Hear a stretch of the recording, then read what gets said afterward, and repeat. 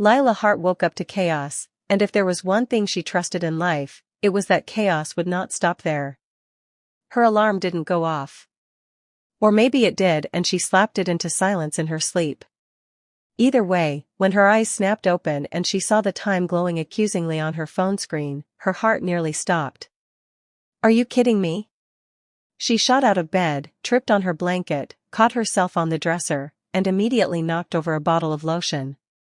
It spilled across the floor like it, too, had given up on her life.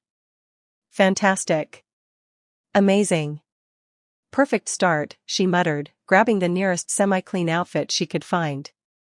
10 minutes later, she was halfway presentable, if slightly uneven eyeliner counted as presentable, and sprinting out the door with her bag half-zipped and her dignity barely intact.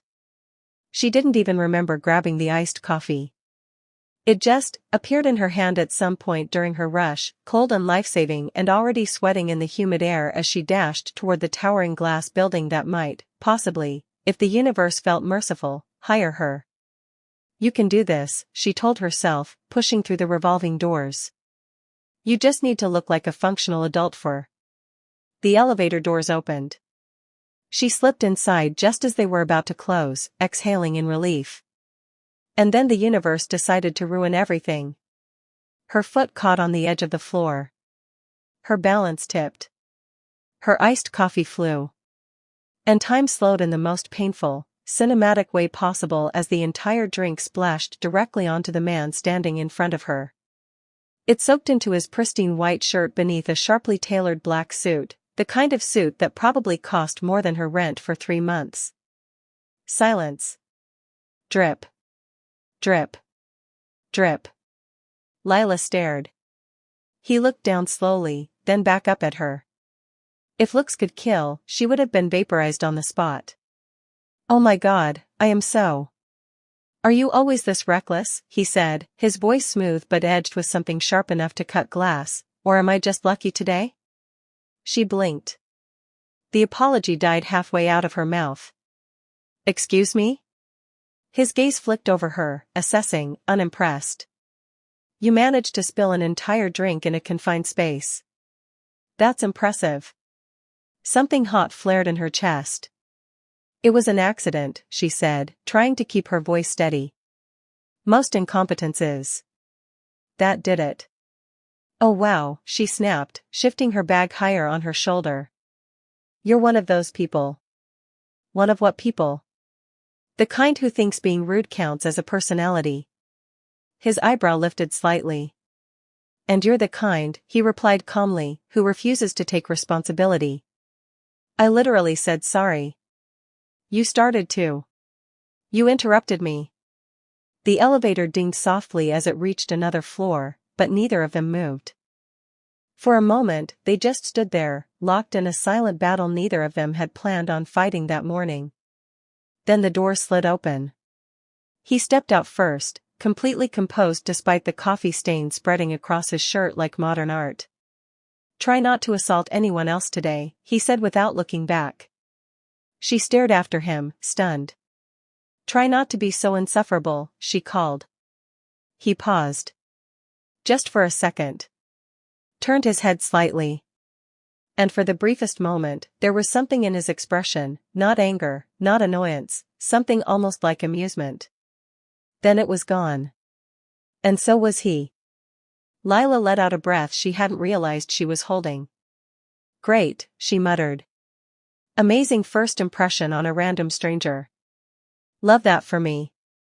She straightened her blazer, checked her reflection in the elevator mirror, and forced herself to focus. This was important. This job mattered. She couldn't afford to mess it up. What she didn't know was that she already had. 20 minutes later, she stood outside a sleek office door, her heart pounding so hard she was pretty sure it could be heard through the walls. "You've got this," she whispered, raising her hand to knock. She pushed the door open. Stepped inside. And froze. Because sitting behind the desk, calm, composed, and devastatingly familiar, was him. Coffee-stained shirt now replaced. Expression just as sharp. Adrian Cole. The man from the elevator. Her interviewer. Her potential boss. Her worst possible problem. For a long moment, neither of them spoke. Then he leaned back slightly in his chair, steepling his fingers as he regarded her. "You're late," he said. Her brain scrambled for something, anything, intelligent to say. "You were in the elevator," she blurted instead. Silence. Then, very slowly, his lips curved, not into a smile, but into something dangerously close. "Yes," he said. "And now I have the pleasure of interviewing the woman who spilled coffee on me." Her face burned. "I said I was sorry." Not convincingly. She opened her mouth, then closed it again. This could not be happening. Not today. Not now. "Sit," he said. She sat. The interview began, and it was, without question, the most stressful 10 minutes of her life. He asked precise questions. She answered them, sometimes well, sometimes too quickly, sometimes with a hint of the same fire that had sparked in the elevator. And through it all, his gaze never left her. It was unsettling. And, strangely energizing. Finally, he closed the file in front of him. "I'm not offering you the job," he said. The words hit like a drop. Cold. Immediate. Final. Lila stood up before she could stop herself. "Okay," she said quickly, forcing a smile that didn't quite hold. "Great. Thank you for your time, I am offering you something else." She froze mid-step. Turned slowly. "I'm sorry, what?" He reached into his desk drawer and pulled out a document. Placed it in front of her. "I need a fiancé." She stared at him. Once. Twice. Then she laughed. A short, incredulous sound. "Oh, that's funny," she said. "That's really funny. You almost had me for a second." "I'm not joking." The laughter died. "Oh," she said. "You're serious." Completely. Her eyes dropped to the paper. Then back to him. "Why me?" "Because," he said evenly, "you're unpredictable. That's not a quality most employers look for." "I'm not looking for an employee." She crossed her arms. "You want a stranger. Someone who spilled coffee on you. Someone you clearly don't like, to pretend to be your fiancé?" "Yes." "That's insane. Read the contract." She hesitated. Then picked it up. Her eyes scanned the page quickly, terms, conditions, timelines. And then she saw the number. Her breath caught. "That's not real," she said. "It is." "For 3 months?" "Yes." "To pretend to be in love with you?" He tilted his head slightly. "You won't need to try very hard." She stared at him. "You are unbelievably arrogant." "I've been told." Silence stretched between them. Her mind raced. Rent. Bills. Stress. All the things she'd been trying to outrun. And now, this. A solution. A dangerous, ridiculous, completely life-altering solution. "I don't even like you," she said finally. "That's fine," he replied. "You're not required to." She looked down at the contract again. Then at him. Then back at the contract. "This is a terrible idea," she murmured. "Yes," he agreed. That made her blink. "You agree?" "It's highly unconventional," he said. "But effective." She let out a slow breath. Her fingers tightened around the paper. "This will ruin my life," she said. "Or improve it." She huffed a quiet, disbelieving laugh. 3 months, she said. 3 months. No, weird expectations. His expression didn't change. Define weird. You know exactly what I mean. A pause. Then, professional boundaries will be respected. Good. Another silence. Then she reached for the pen. For a moment, her hand hovered above the paper. This was it. The point where everything changed. 3 months, she repeated. 3 months, he said. She signed. And just like that, Lila Hart became engaged to the man she couldn't stand. And neither of them had any idea how impossible it would be to keep it fake. Adrian didn't celebrate after she signed. No smile, no dramatic reaction, just a small nod, like they had finalized a routine business deal instead of something that would completely tangle two lives together. Good, he said, taking the contract and sliding it back into a folder. We start immediately. Of course we do, Lila muttered, leaning back in her chair. Because normal people definitely jump straight from coffee assault to engagement in under an hour. Efficiency matters.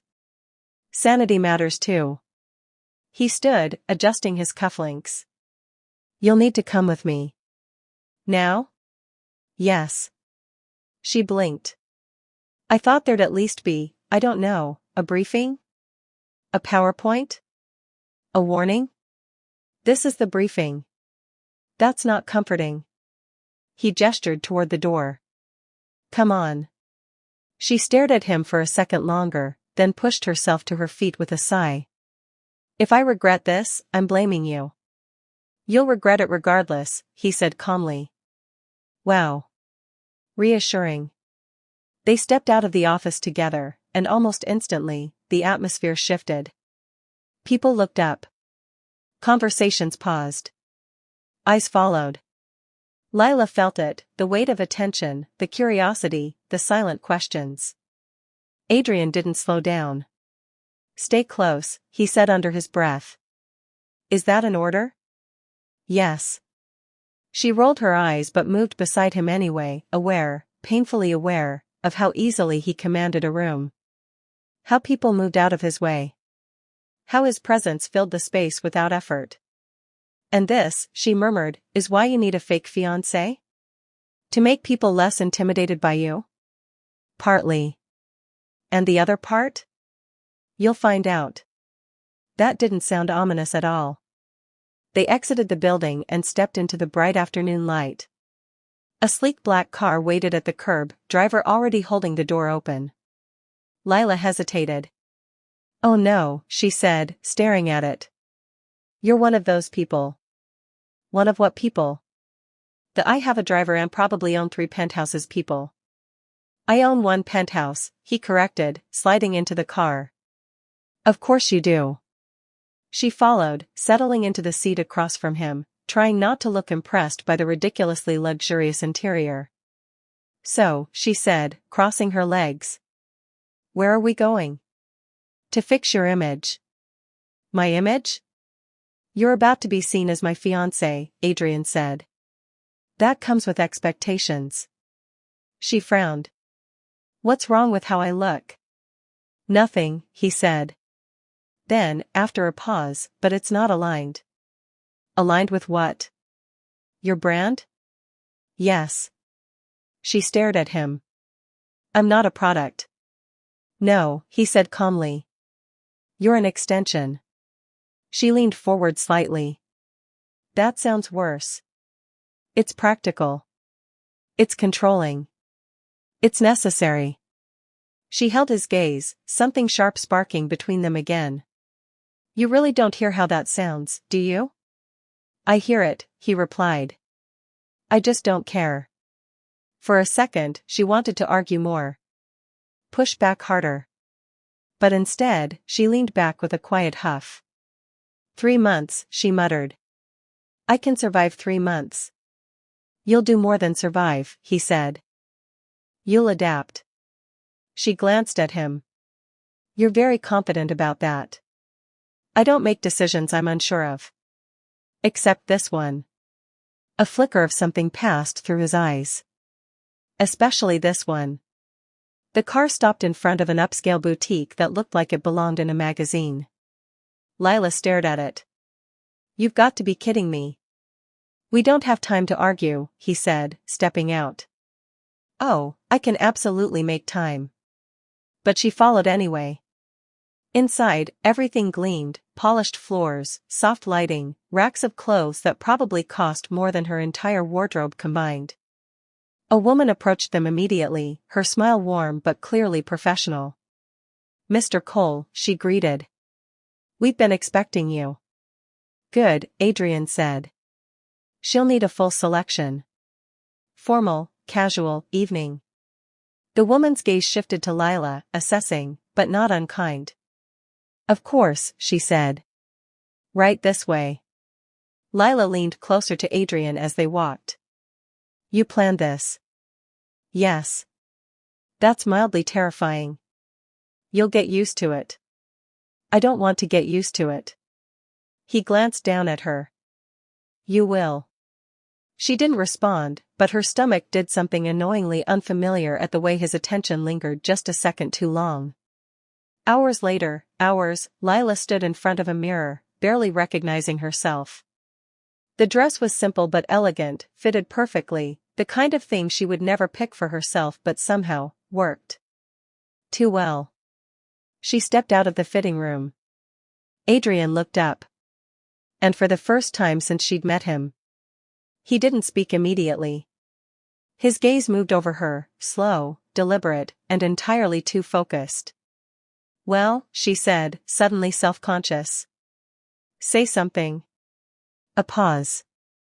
Then, quietly, "That works." Her brows lifted. "That's it? That works?" "It's effective." She scoffed. "You're impossible." But something about the way he'd looked at her lingered. Something she couldn't quite shake. That evening, they stood side by side outside a grand hotel, lights spilling out onto the street, voices and music drifting through the air. "What exactly is this?" Lila asked. "A networking event." "That sounds boring." "It is." "Then why are we here?" "Because appearances matter." She exhaled slowly. "Right. Fake fiancé duties." He turned to her slightly, his expression unreadable. "Not fake," he said.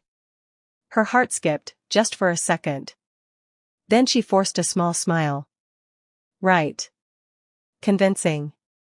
He offered his arm. She hesitated. Then slipped her hand through it. The moment her fingers touched him, something shifted again, that same strange, electric awareness. "Relax," he murmured. "I am relaxed. You're gripping my arm." "I'm committed to the role." A faint hint of amusement touched his lips. "Good." They stepped inside. The room buzzed with conversation, people dressed in polished perfection, every glance sharp and observant. Almost immediately, attention turned to them. "Showtime," Lila whispered. "Stay close," he replied. They moved through the crowd together, introductions flowing easily from Adrian, names and titles she couldn't possibly remember. "This is my fiancé, Lila." Each time he said it, something in her chest tightened. Not unpleasantly. Just, noticeably. At one point, a man shook Adrian's hand, then turned to her. "You're a lucky woman," he said. Lila smiled politely. "So I've been told." Adrian's hand rested lightly at the small of her back. Steady. Grounding. Too natural. Later, when the crowd thinned slightly, she let out a quiet breath. "This is exhausting." "You're doing fine." "That's because I'm pretending not to panic." "You're convincing." She glanced at him. "Careful." That almost sounded like a compliment. It was an observation. "Close enough." Before he could respond, a new voice cut in. Smooth. Sharp. Familiar in a way that immediately set Lila on edge. "Adrian." They both turned. And just like that, the night shifted. Because the woman standing in front of them looked like she belonged exactly where she was, elegant, composed, and dangerously confident. Her gaze flicked to Lila. Slow. Assessing. "Interesting," she said. Lila felt Adrian's hand press slightly firmer against her back. Lila, he said quietly, this is. I know who she is, the woman interrupted smoothly. Her smile didn't quite reach her eyes. I just didn't expect this. Lila straightened slightly, her own smile sharpening just a touch. And I didn't expect to be expected, she replied. The woman's eyebrow lifted. Adrian's grip tightened, just enough for Lila to notice. And suddenly, this wasn't just an act anymore. The woman didn't introduce herself. She didn't need to. Everything about her, her posture, her calm confidence, the way she looked at Adrian like she knew him, said enough. Still, Lila held her ground. Silence stretched just long enough to feel intentional. Then the woman smiled, soft and precise. I'm Victoria, she said finally, her gaze still resting on Lila. We used to work very closely. There was something about the way she said closely that made Lila's stomach tighten. Victoria Hale, Adrian said, his voice even. Lila, my fiancé. The word landed again, fiancé. But this time it felt heavier. More deliberate. Victoria's lips curved slightly. Yes, I heard. He says it quite well, doesn't he? Lila replied lightly. Adrian's hand shifted at her back, subtle, but grounding. Victoria's eyes flicked between them. I didn't realize Adrian was the settling down type, she said. I'm not, Adrian replied calmly. Lila blinked. Comforting, she murmured under her breath. Victoria's smile sharpened. Then this must be strategic. Lila tilted her head. Or maybe you just don't know him as well as you think. For the first time, Victoria's expression faltered, just a fraction. Interesting. Enjoy the evening, Victoria said smoothly, stepping back. Both of you. She walked away without another word. Lila watched her go, then exhaled slowly. Okay, she said. Who was that really? Adrian didn't answer immediately. Someone from my past, he said finally. That didn't feel like just someone. It's not relevant. Lila turned to him. It felt relevant. His jaw tightened slightly. Let it go, Lila. She held his gaze for a moment longer, then looked away. Fine, she muttered. But she definitely hates me. She doesn't know you. Exactly. And she still hates me. That earned the faintest hint of a smirk from him. You handled her well. She blinked. Was that another almost compliment? Don't get used to it. Too late. But even as she said it, something lingered beneath the humor. A question. A crack. The rest of the evening passed in a blur of introductions and polite conversation, but Lila couldn't quite shake the feeling that something had shifted. Not just with Victoria. With Adrian. He was quieter. More watchful.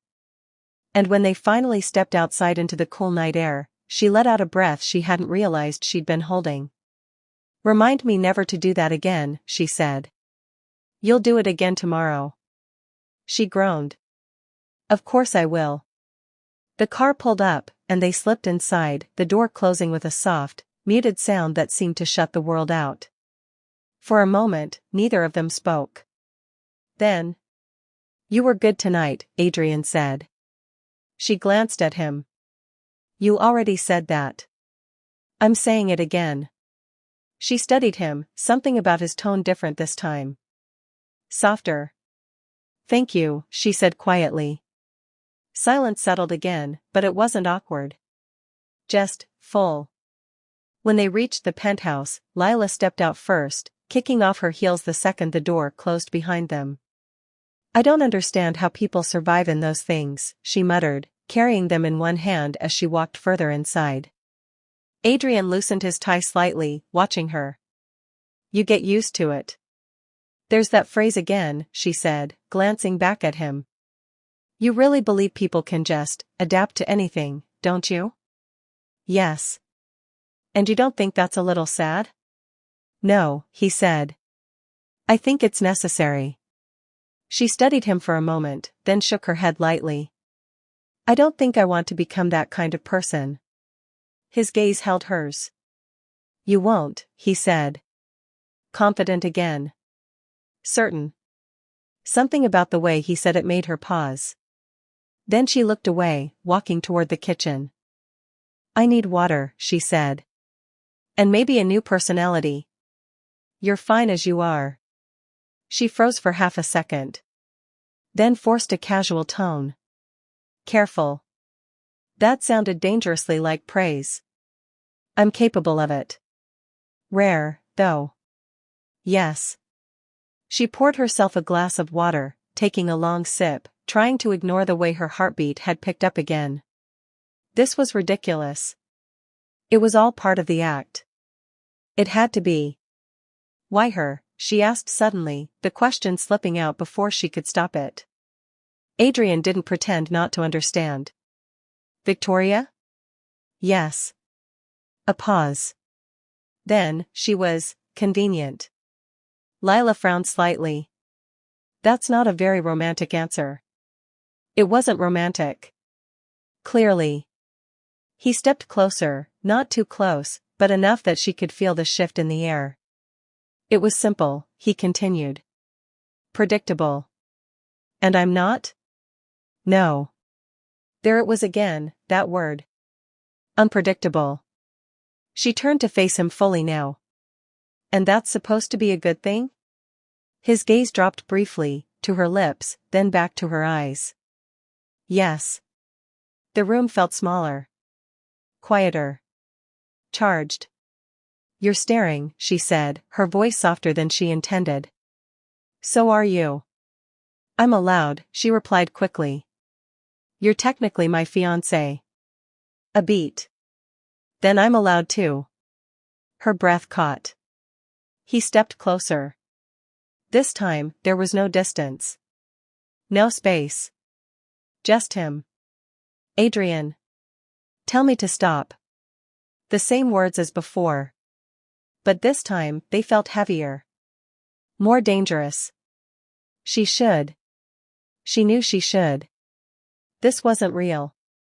It couldn't be. But her body didn't move. Her voice didn't come.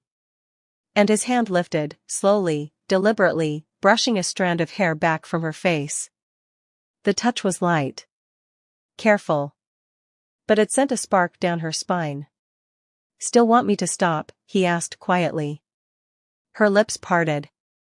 No, she whispered. The word hung between them. Everything stilled. His gaze darkened slightly. And then? A sharp sound broke the moment. His phone. Ringing. They both froze. The tension snapped, but didn't disappear. It just lingered. Heavy. Unfinished. Adrian stepped back first, jaw tightening as he pulled his phone from his pocket. I have to take this, he said. Of course you do, she replied, her voice steadier than she felt. He turned away, answering the call, his tone immediately shifting back to something controlled and distant. Lila stood there for a moment longer. Heart racing. Mind spinning. That had almost happened. And the worst part? She wasn't sure she would have stopped it. She let out a slow breath, setting her glass down on the counter. This is a bad idea, she murmured to herself. But even as she said it, she knew it was already too late. Because something had changed. And there was no going back to just pretending anymore. The next morning felt different, and Lila hated that she noticed. Nothing had actually changed. The penthouse was still quiet, the city still humming faintly beyond the glass walls, and Adrian was already awake, moving through his routine with that same controlled precision that made him impossible to read. But something lingered from the night before. Something unfinished. Something dangerous. Lila stayed in her room longer than usual, staring at her reflection like it might give her answers. It didn't. It just showed her flushed cheeks and the faintest trace of nerves she refused to acknowledge. This is ridiculous, she muttered, grabbing her clothes and getting dressed. It's fake. He's fake. Everything is fake. Except it didn't feel fake. That was the problem. When she finally stepped out, Adrian was in the kitchen, already dressed, sleeves rolled slightly, pouring coffee like nothing had happened. "Morning," he said without looking up. "Morning," she replied, aiming for casual and landing somewhere slightly too careful. He slid a cup toward her. She hesitated for half a second before taking it. "Thanks." A pause. Then, "We have another event tonight." Of course they did. "Let me guess," she said, leaning against the counter. "More smiling, more pretending, more people judging me silently?" "Yes." "Fantastic." He glanced at her then, his gaze steady, searching. "You'll be fine." Again with the confidence. "It's not confidence," he said. "It's observation." Her grip tightened slightly around the cup. "Stop doing that." "Doing what?" "Looking at me like you're trying to figure something out." A beat. "Maybe I am." Her heart skipped. "Don't," she said quickly, looking away. Silence stretched again. Heavy.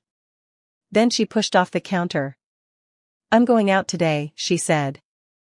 "I need air. And space. And maybe a reminder that my life didn't used to be this complicated." He didn't stop her. "Be back before 7, he said. "Or what? You'll fire me from being your fake fiancé?" His lips almost curved. "Just be back." She left before she could read too much into that. The day helped. A little.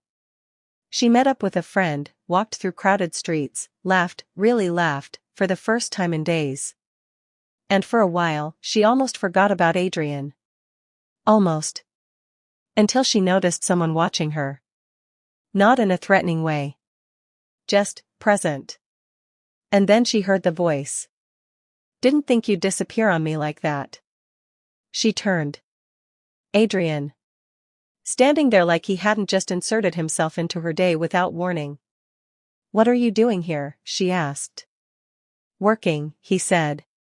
"In the middle of my lunch?" "You chose a place near my office." "That doesn't mean you had to show up." He shrugged slightly. "Coincidence." She narrowed her eyes.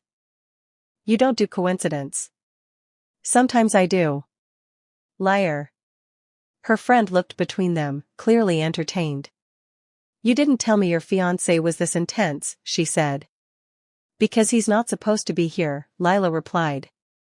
Adrian extended his hand politely. "Adrian." Her friend shook it, smiling. "I like him." "Don't," Lila said immediately. He sat down anyway. Uninvited. Unbothered. And somehow, fitting into her world in a way that unsettled her more than it should.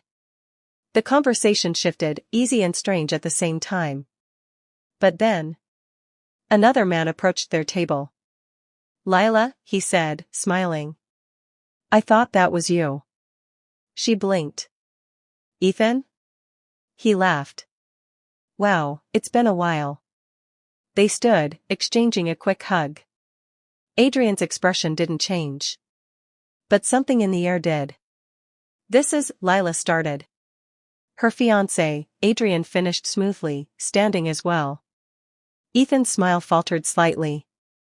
"Oh. Right. I think I saw something about that." "Recently engaged," Adrian added. His hand settled at Lila's waist. "Firm. Possessive. Too real." Ethan nodded slowly. "Well, congratulations." "Thank you," Adrian said. Lila felt the tension building, thick and sharp and impossible to ignore. When Ethan finally left, the silence that followed was loaded. Her friend excused herself shortly after, clearly sensing the shift. And then it was just them. "You didn't have to do that," Lila said. "Do what?" "That," she gestured. "The whole, territorial thing." "I wasn't being territorial." "You literally announced yourself like a headline." "I clarified." She scoffed. "You were jealous." His gaze sharpened. I don't get jealous. That's not what it looked like. That's your interpretation. She leaned forward slightly. You didn't like him. I didn't know him. You didn't like that I knew him. A pause. Tight. Controlled. Be back by 7, he said, standing. Deflection. Confirmation. She watched him walk away, something twisting in her chest. And suddenly, the day didn't feel so light anymore. That night, the event was louder, brighter, more crowded. And Lila felt it instantly, the shift in him. Adrian was colder. Sharper. More distant. And it annoyed her more than it should. You're quiet, she said under her breath as they moved through the room. I'm working. You're always working. Yes. She stepped closer, lowering her voice. Are you still thinking about earlier? No. You're lying. He stopped walking. Turned to her. Does it matter? The question hit harder than expected. Yes, she said before she could stop herself. A flicker of something crossed his face. Then. Good, he said quietly. Before she could react, someone called his name, pulling him away. Lila stood there, frustrated, confused, and entirely too aware of how much he was getting under her skin. Hours later, they found themselves in a quieter corner, the noise fading just enough to breathe. You're impossible, she said. So I've been told. You don't get to act like you don't care and then. Then what? She stepped closer. Then look at me like that. Like what? Like you're about to. He cut her off. By pulling her in. The movement was sudden. Decisive. His hand at her waist, the other brushing her cheek. And then. He kissed her. Not staged. Not careful. Not fake. It was real. Warm. Deep. Intentional. Lila froze for half a second. Then melted into it. Her hands gripped his jacket. His hold tightened. The world disappeared. No crowd. No noise. Just him. And her. And everything they had been trying not to feel. When they finally pulled apart, her breath was uneven, her mind spinning. That, she said softly, was not part of the contract. No, he replied, just as quiet. It wasn't. And neither of them stepped away. Because they both knew. Nothing was simple anymore. The silence after the kiss didn't feel empty, it felt loud, like something had cracked open between them and neither of them knew how to close it again. Lila's fingers were still curled lightly against Adrian's jacket, her pulse unsteady, her thoughts completely tangled. She pulled back first, not because she wanted to, but because she needed to breathe, needed space before she did something reckless like lean in again. We shouldn't have done that, she said, though the words came out softer than she intended. Adrian didn't move away immediately. His gaze stayed on her, steady, searching, like he was trying to read something she hadn't said out loud.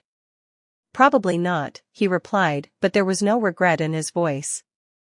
That made it worse. Or better. She couldn't tell anymore.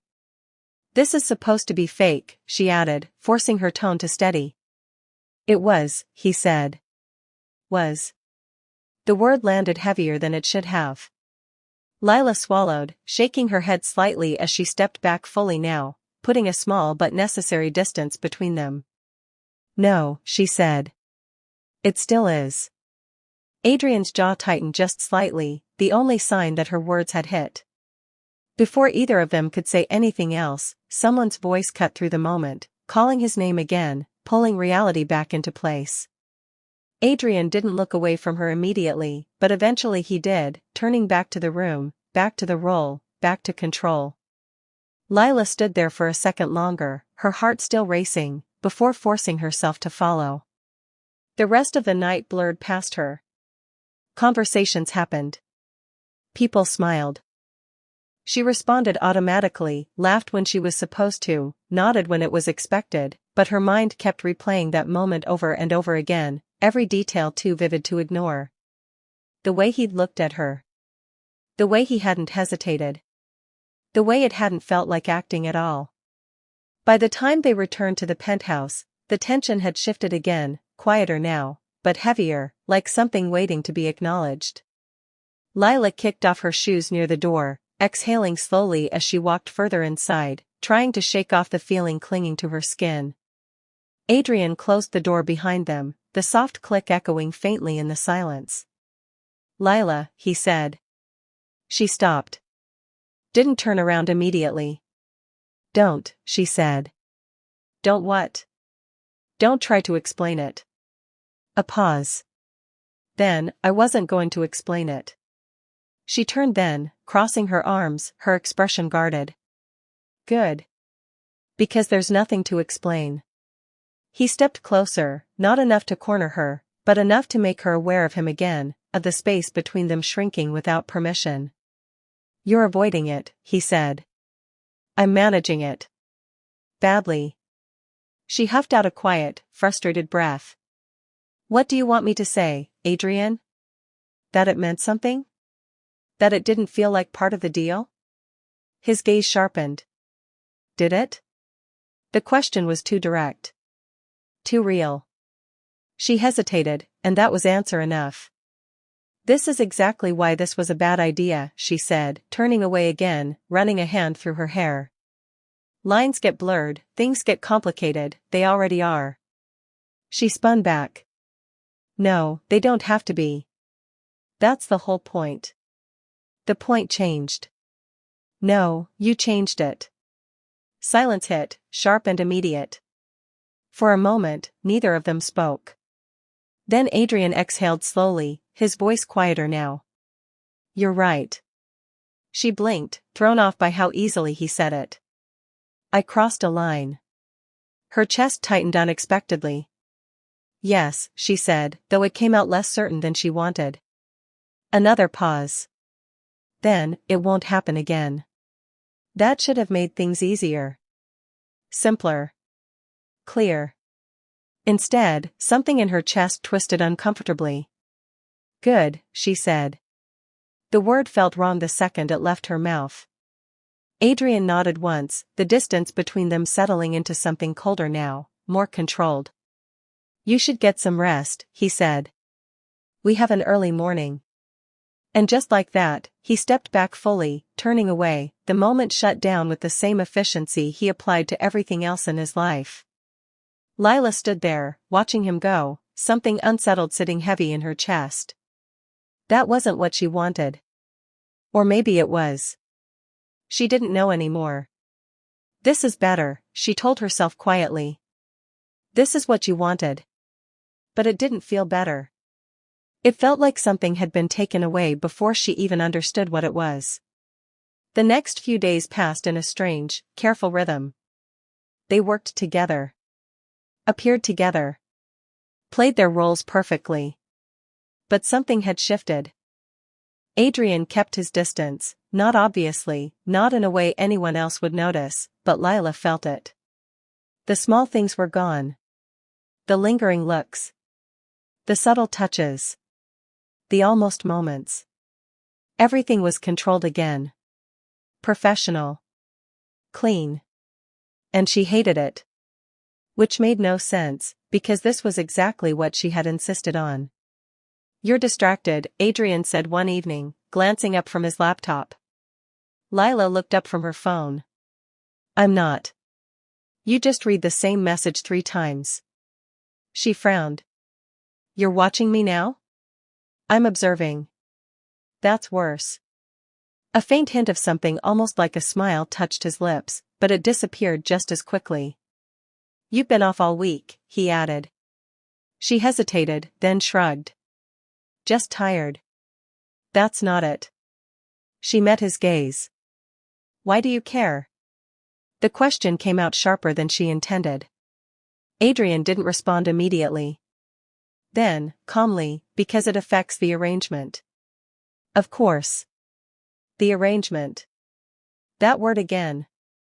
It hit differently now. Colder. more distant. Right, she said quietly. The arrangement. Silence stretched between them. Heavy. Then she pushed herself up from the couch. I'm going to bed. Lila, good night, Adrian. She didn't wait for him to respond. That night, she lay awake longer than she wanted to admit, staring at the ceiling, replaying everything, the kiss, the argument, the distance that followed. It wasn't supposed to matter this much. He wasn't supposed to matter this much. But somehow, without her noticing, without her agreeing to it, he did. And that was the real problem. Because for the first time since she signed that contract, Lila Hart wasn't sure she could walk away when it ended. And that terrified her more than anything else. The distance didn't explode all at once. It crept in quietly, settling between them in small, almost invisible ways until it became impossible to ignore. Lila noticed it in the mornings first, no more coffee waiting for her, no more casual morning that carried something softer beneath it. Adrian had gone back to being precise, efficient, distant in a way that made everything feel colder than before. And she told herself that was good. That was what she wanted. That was what she had asked for. So why did it feel like losing something she never meant to give up? She tried to ignore it. Threw herself into the routine, into the role, into everything that didn't require her to think too hard about the way her chest tightened every time he walked past without looking at her for longer than necessary. It worked. Until it didn't. The breaking point came quietly, like most things between them. It wasn't a fight. It wasn't dramatic. It was just a moment she wasn't supposed to see. She hadn't meant to overhear anything. She had come back early, earlier than planned, the penthouse quieter than usual, Adrian's voice drifting from his office just slightly through the partially closed door. She wouldn't have stopped if she hadn't heard her own name. She's doing exactly what I expected, Adrian was saying, his tone calm, controlled, businesslike. Lila froze. It's convincing, he continued. That's all that matters. A second voice responded, faint through the phone, but enough to keep her rooted in place. And after the deal? Adrian didn't hesitate. It ends. The words hit harder than they should have. Lila's stomach dropped. Clean, he added. No complications. No complications. Like she wasn't one. Like none of this had been anything more than strategy. Her chest tightened painfully as the rest of the conversation blurred into background noise. She didn't need to hear more. She already understood. She stepped back quietly, careful not to make a sound, her pulse loud in her ears. This was what it always was. A deal. A role. Something temporary. She knew that. She agreed to that. So why did it hurt like this? She moved before she could think too much about it, walking straight to her room, grabbing her bag, her hands shaking just enough to make it difficult to focus. Don't be stupid, she muttered to herself. You knew this. You signed up for this. But knowing something and feeling it were two very different things. She didn't leave immediately. Not yet. Instead, she sat on the edge of the bed for a moment, staring at nothing, trying to steady herself. Trying to push down the unexpected wave of disappointment. No. Not disappointment. Something worse. Something closer to hurt. That was ridiculous. It shouldn't matter. He had been honest from the start. This was never meant to last. And yet. He had kissed her like it meant something. He had looked at her like she mattered. And she had been stupid enough to believe it, even just a little. The door opened. She didn't look up. She didn't need to. She could feel him there. You're back early, Adrian said. She let out a quiet breath, steadying herself before she spoke. Yeah. A pause. Then, we need to talk. That got his attention. She stood slowly, turning to face him, her expression composed in a way that took more effort than she would ever admit. About what? He asked. She studied him for a second, trying to find something, anything, in his expression that matched what she had just heard. She didn't. Of course she didn't. The contract, she said. His posture shifted slightly. What about it? I'm ending it. Silence. Sharp and immediate. No, he said. She blinked. Excuse me? The contract isn't over yet. I know, she replied. I'm ending it early. His gaze hardened. That's not how this works. That's exactly how it works, she shot back, her composure cracking just slightly now. It's an agreement. I can walk away. Not without consequences. She let out a short, disbelieving laugh. Of course there are consequences. Lila, no, she interrupted. You don't get to Lila me right now. That stopped him. Just for a second. Enough. I heard you, she said, her voice quieter now but sharper. Earlier. In your office. Something flickered in his eyes. There it was. Finally. So don't stand there and act like this is anything more than what it is. A pause. Tight. Controlled. Then, you knew what this was. The words landed exactly where she expected them to. And somehow, they still hurt. Yeah, she said. I did. Her grip tightened around the strap of her bag. But I didn't expect you to make it feel like something else. His jaw tightened. I didn't, you did, she cut in, her voice steady despite the storm building underneath it. You kissed me. You looked at me like I mattered. You do. The words came too quickly. Too instinctively. And that made her laugh again, but this time, it wasn't light. No, she said softly. I don't. Not really. Not beyond what's convenient. That's not true. Then what is true? She asked, meeting his gaze head-on now. Because from where I'm standing, this was always just a strategy for you. He didn't answer immediately. And that silence said more than anything else could have. Lila nodded once, like she had just confirmed something she already knew. Exactly. She moved toward the door. I'll have my things out tonight. Lila, he said again, his voice lower now. Don't do this. She paused. Her hand on the door. But she didn't turn around. I'm not doing anything, she said quietly. I'm just stopping. A beat. Then she opened the door and walked out. And this time, she didn't look back. Adrian stood there long after she was gone, the silence of the penthouse pressing in around him in a way it never had before. The space felt wrong. Empty.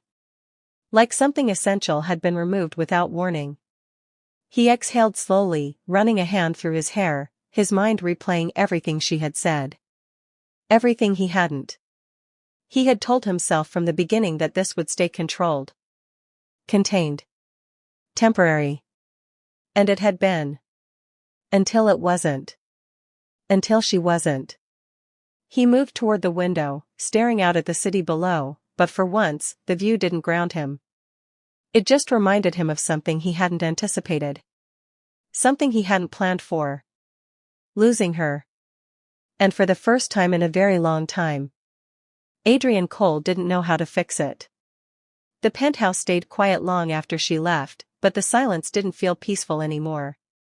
It felt wrong, like something had been stripped out of the space that had once made it feel alive. Adrian noticed it in ways he couldn't ignore, the untouched kitchen, the absence of her voice, the stillness that used to feel efficient but now just felt empty. He told himself it was temporary. That this was how things were supposed to end. Clean. Controlled. No complications.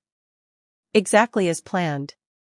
But every time he walked past the place she used to sit, every time he reached for something and expected to hear her comment on it, something tightened in his chest in a way he couldn't rationalize.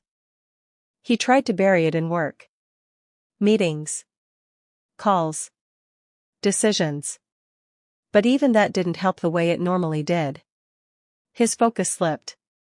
His patience thinned. And for the first time in years, control felt like something he was losing rather than maintaining. Days passed. Then a week. Then more. The contract ended officially, quietly, without ceremony. On paper, everything was complete. The deal secured. The objective achieved. But none of it felt like a success. It felt like something unfinished. Something unresolved. And eventually, even Adrian had to admit the truth he had been avoiding from the moment she walked out the door.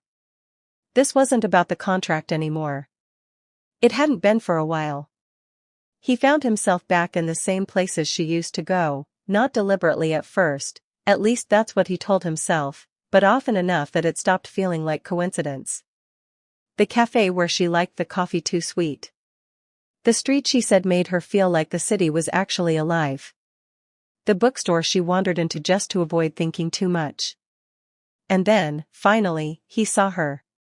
She was sitting by the window, sunlight catching slightly in her hair, looking exactly like she always had and completely different at the same time. She looked lighter. Or maybe just farther away. For a moment, he didn't move. Just watched. Taking in the reality of her being there, of her being real, of her being out of reach in a way she hadn't been before. Then he walked in. Lila looked up as the door opened, her gaze shifting instinctively, and then stopping when she saw him. For a second, neither of them spoke. Then she closed the book in her hand slowly. "You're predictable," she said, her tone calm but not cold. Adrian almost smiled. "You said I didn't do coincidence." "You don't." He stepped closer, stopping just across from her table. "Can I sit?" She studied him for a moment. Then gestured lightly to the chair. "It's a free country." He sat. The space between them felt different now, not tense, not sharp, just real. Unfiltered. "You look okay," he said. She raised an eyebrow. "That's your opening line?" "It's an observation." "You always say that." A small pause. Then, quieter, "You do look okay." Something softened just slightly in her expression. "I am," she said. "Turns out my life didn't fall apart after leaving your penthouse." "I didn't think it would." "Good."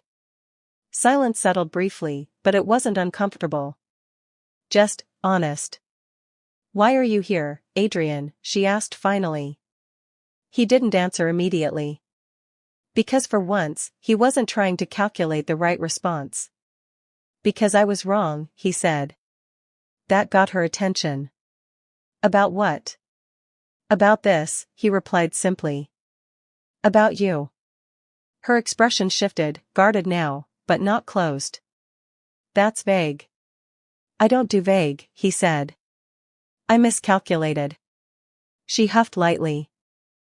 "There's the business language. It's the only way I know how to say it without overcomplicating it." He leaned forward slightly, his gaze steady, no pretense left. "I thought this would stay controlled. Temporary. I thought I could keep it separate." "And," she asked quietly. "I couldn't." The words landed between them, heavy but clear. She looked at him for a long moment, searching for something, maybe doubt, maybe hesitation, maybe anything that would make it easier to dismiss what he was saying. She didn't find it. "That doesn't change what it was," she said. "No," he agreed. "But it changes what it became."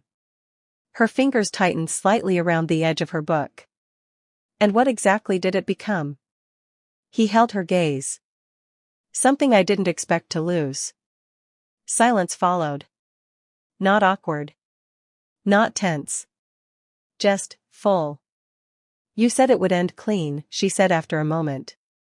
"No complications." "I was wrong about that too." Convenient. Honest. She let out a slow breath, looking down briefly before meeting his eyes again. "Do you know what the worst part was?" she asked. He didn't answer. He waited. It wasn't that it ended, she said. It was that for a second. I thought it was real. His expression didn't shift, but something in his voice did when he spoke next. It was real. She shook her head slightly. You don't get to say that now. I should have said it then. That stopped her. Completely. A long pause stretched between them, filled with everything they hadn't said before. Why didn't you? She asked softly. Because I didn't know how to have something real, he admitted. Not without turning it into something controlled. Predictable. Safe. And now? Now I know that doesn't work. She studied him, the weight of his words settling slowly. So what are you saying? She asked. He didn't hesitate this time. I'm saying I don't want a contract. Her heart stuttered, she felt it, even if she didn't show it. And? I want you, he said simply. No performance. No strategy. Just truth. The kind that didn't need to be dressed up to be understood. Lila looked at him, really looked at him this time, the man who had been impossible, frustrating, controlled, and somehow still the one person who had managed to matter more than she planned. You're not very good at this, she said after a moment. At what? This whole, honest, emotional confession thing. A faint hint of a smile touched his lips. I'm learning. She exhaled softly, shaking her head just a little. You're late, she said. I know. You're also incredibly frustrating. I've heard that. Another pause. Then she leaned back slightly, studying him one last time. And this still might be a terrible idea, she added. Probably, he agreed. That made her laugh, quiet, genuine, real. You're not making a very strong case. I'm not trying to convince you, he said. I'm just telling you the truth. That mattered more than anything else. She stood slowly, closing the space between them. Close enough now that she could see the shift in his expression, the lack of distance, the absence of the careful control he used to hide behind. Good, she said softly. Because I'm tired of pretending. And then she kissed him. This time, there was no hesitation. No doubt. No question of whether it was part of a role or something real. It was real. Completely. Undeniably. When she pulled back, her forehead rested lightly against his for a second. If this goes wrong, she murmured, I'm blaming you. That's fair, he replied. She smiled slightly. And if it works? He looked at her, something steady and certain in his gaze now. Then it won't be because of the contract. She huffed softly. Good. Because I was terrible at pretending anyway. His hand found hers, simple, natural, real. And this time, neither of them let go. Because what started as something temporary had turned into something neither of them planned, and everything they didn't know they needed. The end. This was brought to you by Romance Hobbit. If this story moved you, subscribe. A new video is already waiting for you.